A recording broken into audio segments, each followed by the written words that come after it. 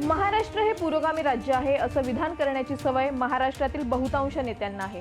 पण महाराष्ट्रात होणारे दंगे, जातीवादातून होणाऱ्या हत्या, शेतकऱ्यांच्या आत्महत्या आणि आता भर काय तर हुंडाबळीमुळे राज्यात उडालेली खळबळ पाहता शाहू फुले आंबेडकरांच्या या महाराष्ट्रात चाललंय तरी काय असं म्हणण्याची वेळ आली आहे। नमस्कार, मी पूनम माय महानगरमध्ये आपलं स्वागत करते।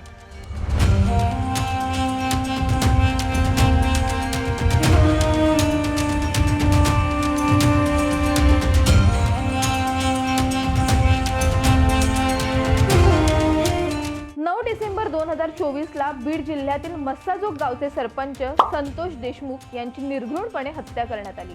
सुरुवातीला हे प्रकरण अत्यंत साधं वाटलं, पण जेव्हा राजकारण्यांनी हे प्रकरण उचलून धरलं, त्यातही सत्तेत असलेल्या भाजपा आमदार सुरेश धसांनी हे प्रकरण विधानसभेत लावून धरलं, त्यावेळी त्यातील खरी सत्यता बाहेर आली।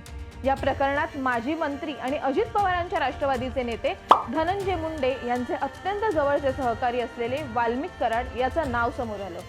पण या घटनेमुळे महाराष्ट्र तेव्हा हादरला जेव्हा संतोष देशमुखांना 5 ते 6 जणांच्या टोळक्यांनी ज्या पद्धतीने मारहाण केली त्याचे फोटो व्हायरल झाल्यानंतर। कारण सरपंच देशमुख यांना गॅस पाईप, बांबू, लोखंडी पाईप या हत्यारांनी मारहाण करण्यात आली आणि त्याचमुळे त्यांचा जीव गेला। या मारहाणीमध्ये जवळपास 150हून अधिक जखमा संतोष देशमुखांच्या अंगावरती आढळल्या होत्या। त्यामुळे मुंगी मारावी त्याप्रमाणे आरोपींनी संतोष देशमुखांचा जीव घेतला असं म्हटलं तरी चुकीचं ठरणार नाहीये। या प्रकरणाला जर प्रसार माध्यमांसोबतच लावून धरलं असेल तर भाजपा आमदार सुरेश धस, राष्ट्रवादी काँग्रेस शरदचंद्र पवार पक्षाचे आमदार संदीप क्षीरसागर आणि आमदार जितेंद्र आव्हाड यांनी। संतोष देशमुख प्रकरणातील आरोपी सध्या तुरुंगात आहेत, पण देशमुखांना अद्यापही न्याय मिळालेला नाहीये। हे प्रकरण होऊन अवघे 6 महिने उलटत नाहीत, तेच आता पुरोगामी महाराष्ट्राला एक नवा डाग लावणारं प्रकरण समोर आले, ते म्हणजे वैष्णवी हगवणे हिच्या आत्महत्येचं। 16 मे रोजी वैष्णवी हगवणे हिने आत्महत्या केल्याची बातमी समोर आली। सुरुवातीला ही महिला कोण आहे, काय आहे या संदर्भात कोणतीच माहिती नव्हती, पण जसजसं हे प्रकरण उलगडत गेलं तसतसं दरवेळी आपण जे वाक्य म्हणतो, शाहू फुले आंबेडकरांचा महाराष्ट्र, त्या महाराष्ट्रात चाललंय तरी काय असा प्रश्न निर्माण होत गेला। अजित पवारांच्या राष्ट्रवादीचे पुण्यातील नेते राजेंद्र हगवणे यांची ही सून। आई वडिलांच्या सावलीत खूप प्रेमाने वाढलेली वैष्णवी हिचं लग्न 2023 मध्ये राजेंद्र हगवणे यांचा धाकटा मुलगा शशांक याच्यासोबत झालं। लग्नात शशांकला वैष्णवीच्या माहेरच्यांनी म्हणजेच कसपटे कुटुंबियांनी फॉर्च्युनर गाडी दिली। ही गाडी तर सर्वांच्याच नजरेस पडली, पण त्याही व्यतिरिक्त हुंडा म्हणून हगवणे कुटुंबाला कसपटे कुटुंबियांनी बरंच काही दिलं।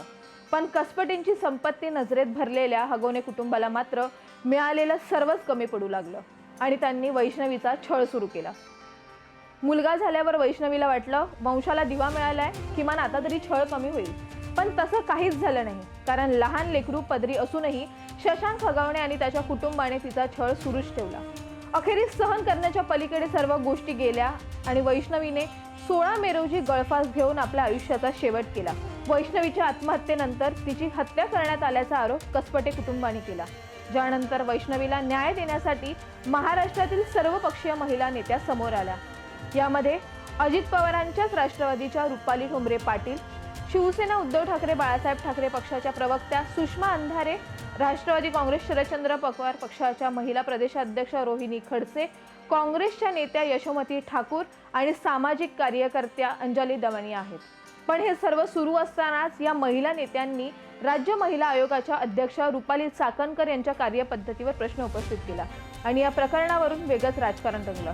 एका महिलेला न्याय देण्यासाठी एकवटलेल्या महिलांनी या प्रकरणी निष्क्रियतेचा ठपका ठेवत महिला आयोगाच्या अध्यक्षांना जबाबदार धरलं।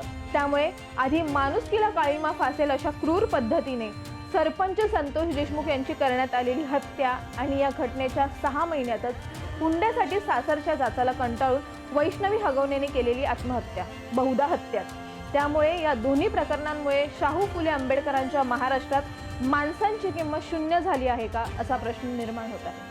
अशाच प्रकारच्या महत्त्वपूर्ण व्हिडिओला पाहण्यासाठी आपण आमच्या माय महानगर लाईव्ह या चॅनलला सबस्क्राईब करा। हा व्हिडिओ आवडला असल्यास लाईक, शेअर आणि कमेंट करायला विसरू नका। धन्यवाद।